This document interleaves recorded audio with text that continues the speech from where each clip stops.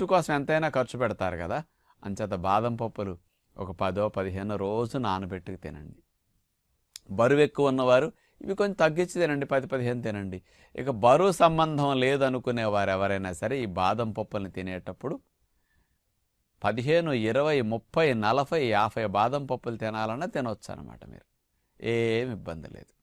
తొక్కతో పాటు తిన్నప్పుడు ఆ టేస్ట్ అంతగా బాగోదు.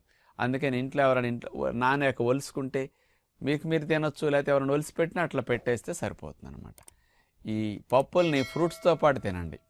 బాదం జీడిపప్పులు ఏదో అన్నం కూరలతో, ఇడ్లీలతో, చట్నీలతో, దోశలతో తినకండి.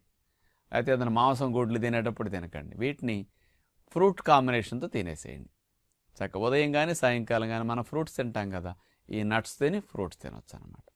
అంచేత డబ్బులకి ఇబ్బంది లేని వారందరూ బాదం పప్పులకి డబ్బులు ఖర్చు పెట్టండి.